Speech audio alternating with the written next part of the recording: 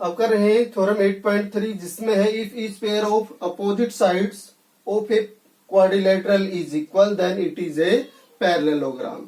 अगर किसी क्वाड्रिलेटरल में अपोजिट साइड्स के जो पेयर हैं वो अगर इक्वल प्रूव होते हैं तो उस क्वाड्रिलेटरल को पैरेललोग्राम बोल सकते हैं।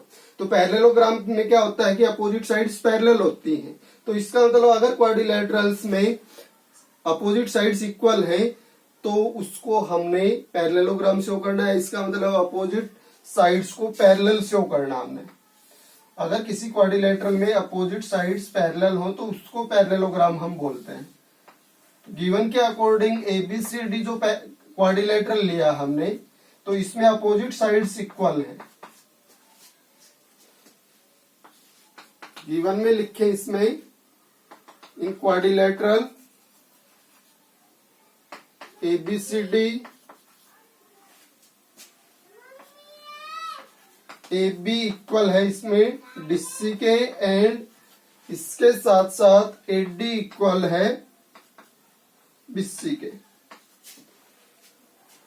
इसमें जो प्रूव करना है to prove ABCD is a parallelogram, और अगर क्वाड्रिलेटरल में अपोजिट साइड्स पैरेलल हो तभी उसको पैरेललोग्राम बोलते हैं। तो AB पैरेलल CD प्रूव करनी है और इसके साथ साथ AD के जो पैरेलल आएगी वो होगी BC। ये चीजें हमने प्रूव करनी है। प्रूफ में हम इस क्वाड्रिलेटरल में एक डायगोनल ड्रॉ कर लेते हैं। कंस्ट्रक्शन हुई है जिसमें हमने लिखा है ड्रॉ डायगोनल BT।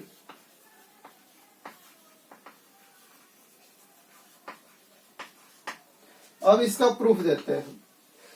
अब दो ट्रायंगल्स इस क्वाड्रिलेटरल में शो हो रही हैं, ABD और CBD। इन दोनों को कॉन्ग्रुएंट्स प्रूव करवा लेते हैं। इन ट्रायंगल ABD तो कोरस्पोंडिंग पार्ट्स इक्वल होने चाहिए कॉन्ग्रुएंट ट्रायंगल के। तो AB के इक्वल हम लिख रहे हैं किसको, CD को। तो AB के साथ अपने पास क्या होनी चाहिए, CD। BD के कोरस्पोंडिंग दूसरी ट्रायंगल में CD होगी अपने पास और B पॉइंट बच गया।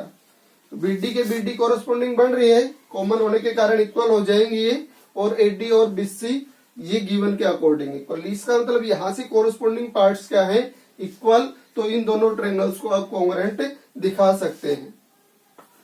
AB के इक्वल हो गया CD, फर्स्ट 2 पॉइंट से बनी थी AB और इसमें फर्स्ट 2 से CD, तो दोनों कोरस्पोंडिंग है और ये इक्वल होने का रीजन है अपने पास गिवन के अकॉर्डिंग अपोजिट पेयर्स तो क्या थे, इक्वल। AB और CD क्या दे रखा था, equal. AB is equal to CD या DC।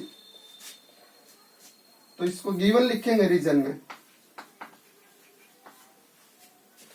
इसके बाद BD किसके इक्वल, BD के।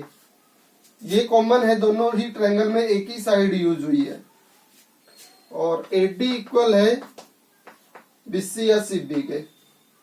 ये भी गिवन है कि अपोजिट साइड्स थी ये इसलिए इक्वल थी। AD और CB या BC इक्वल, ये गिवन के कारण हुआ। अब इस ट्रायंगल की तीनों साइड है, इस ट्रायंगल की तीनों साइड्स के इक्वल। अगर ऐसा होता है तो दोनों ट्रायंगल्स ट्रिपल एस रूल के अकॉर्डिंग कॉन्ग्रुएंट हो जाएंगी। ABD कॉन्ग्रुएंट हो जाएगी ट्रायंगल CDB के बाई SSS रूल। ये चीजें हमने 7th चैप्टर में कर ली थी। अगर किसी एक ट्रायंगल की ऑल 3 साइड्स इक्वल बनती है किसी दूसरी ट्रायंगल की ऑल 3 साइड्स के, then both the triangles are congruent. अगर ये कॉन्ग्रुएंट है तो कोरस्पोंडिंग एंगल्स क्या आने चाहिए, इक्वल। तो A एंगल के कोरस्पोंडिंग कौन सा बनेगा, C। तो ये तो अपोजिट एंगल्स हैं, यहां से तो लाइंस पैरेलल शो होंगी नहीं। लाइंस को पैरेलल शो करने के लिए या तो कोरस्पोंडिंग एंगल्स इक्वल होने चाहिए या सेम साइडेड एंगल्स का सम 180 होना चाहिए या अल्टरनेट इंटीरियर एंगल्स इक्वल होना चाहिए। तो लाइंस को पैरेलल शो करने के लिए अब यहां से हम अल्टरनेट इंटीरियर एंगल्स को इक्वल शो करेंगे। तो ये A के C हो गया। B के कौन सा होना चाहिए था, D। ABD ट्रायंगल में B एंगल ये बनेगा और दूसरी ट्रायंगल जो हमने CDB लिख रखी है उसमें D एंगल ये बनेगा। इसका मतलब ये दोनों एंगल्स ऊपर जो ट्रायंगल कॉन्ग्रुएंट है उनके कोरस्पोंडिंग पार्ट से इसलिए इक्वल होंगे। और ये यहां से फिगर के अकॉर्डिंग आप चेक करें तो अल्टरनेट इंटीरियर एंगल्स बन रहे हैं अगर ए बी और डीसी लाइंस को यूज करें और बी डी ट्रांसवर्सल यूज हो, तो इसका मतलब ये अल्टरनेट इंटीरियर है। तो यहां से अगर alternate interior angles equal prove हो रहे हैं तो A B parallel C D लिखी जा सकती है।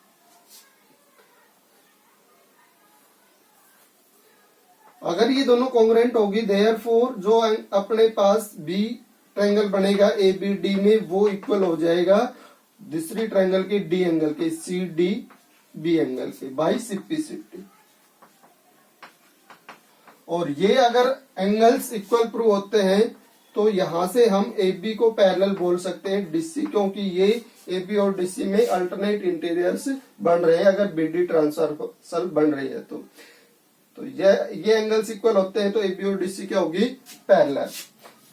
एंड इसके साथ दूसरे एंगल्स की बात करें, अगर ये एंगल्स इक्वल प्रूव हो जाते हैं तो बीसी और एडी पैरेलल हो सकती है, क्योंकि इसमें ये ट्रांसवर्सल अपने पास एडी और बीसी को भी टच कर रही है, तो इन लाइंस के साथ और ट्रांसवर्सल के साथ ये एंगल बन रहा है और इसमें ट्रांसवर्सल और एडी के साथ ये एंगल बन रहा है। तो ये अल्टरनेट इंटीरियर एंगल्स जो हो रहे हैं बीसी और एडी के अकॉर्डिंग, अगर ये इक्वल प्रूव हो जाते हैं तो एडी और बीसी भी क्या हो जाएंगी पैरेलल।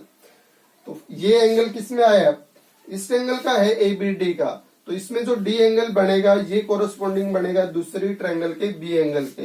तो दूसरी ट्रायंगल ये ली थी और इसमें बी पे ये, तो इसका मतलब इन दोनों एंगल्स को इक्वल लिख सकते हैं ए डी बी, यानी इस ट्रायंगल के डी एंगल को और दूसरी ट्रायंगल के बी एंगल को सी बी डी। किस रीजन से, बाई सिपिसिटी। अगर ये दोनों एंगल्स इक्वल हैं तो देयरफॉर एडी पैरेलल बीसी। और इसको फर्स्ट नाम दे दो और इसको second. From equation first and second अगर ए बी डीसी के पैरेलल और ए डी बीसी के पैरेलल तो ABCD is a parallelogram. From equation first and second we get ABCD is a parallelogram. अगर अपोजिट साइड्स के pair जो है वो पैरेलल है तो वो क्वाड्रिलेटरल पैरेललोग्राम हो जाएगा।